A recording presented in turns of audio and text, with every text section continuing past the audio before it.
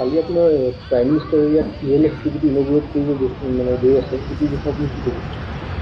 ভাল লাগিছে যে এনেকুৱা এটা আমাৰ জিলাখনৰ কাৰণে সুবিধা হৈছে। আৰু আমি পৃথিৱীৰ এতিয়া বিভিন্ন দেশলৈ যদি আমি সেই কথাখিনি মন কৰোঁ, তেতিয়া এটা কথাই সদায় আমাৰ মনলৈ আহে যে প্ৰতিৰক্ষা যিটো দিশ, প্ৰত্যেকখন দেশে সৰু বৰ শক্তিশালী দুৰ্বল সকলো দেশে নিজৰ দেশৰ প্ৰতিৰক্ষাৰ কাৰণে সদায় চিন্তা কৰি আহিছে।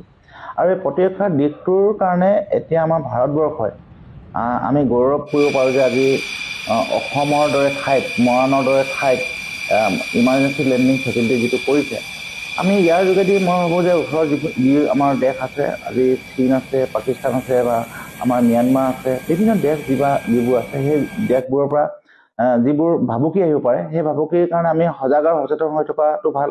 আমি ৰোগ নিৰ্মূল কৰাৰ আগতে আমি ৰোগ প্ৰতিকাৰ কৰাটো বেছি ভাল বুলি আমি ভাবিছোঁ। গতিকে আমাৰ ভাৰতবৰ্ষৰ প্ৰধানমন্ত্ৰীয়ে যিটো পদক্ষেপ লৈছে আৰু অসমৰ মুখ্যমন্ত্ৰীয়ে যিটো সহযোগিতা বা উদ্যোগ লৈছে, আমি অতিশয় আনন্দিত। কোনোদিন আমি ভবা নাছিলোঁ যে সপোনতো এনেকুৱা সুবিধা হ'ব বুলি ভবা নাছিলোঁ। সেই সপোনটো এতিয়া আমাৰ বাস্তৱত ৰূপায়িত হৈছে। আমাৰ প্ৰতিৰক্ষা দিশৰ পৰা এতিয়া অলপ আমি সজাগ আৰু সচেতন হ'ব পাৰিছোঁ, আৰু আমি নিৰ্ভয়ে থাকিব পাৰিম যে আমাৰ ভাৰতবৰ্ষৰ চৰকাৰে উত্তৰ পূৰ্বাঞ্চলক এতিয়া এটা শক্তি দিছে, আৰু সেইটো নিৰ্ভয়ৰ শক্তি। আমি আশা কৰিম যে আমি ইয়াৰ যোগেদি ভৱিষ্যতে আৰু অনেক সা সুবিধাবিলাক হ'ব। আৰু এই জগতে প্ৰধানমন্ত্ৰী মাননীয় নৰেন্দ্ৰ মোদী আৰু অসমৰ মুখ্যমন্ত্ৰী ডক্টৰ হিমন্ত বিশ্ব শৰ্মাকে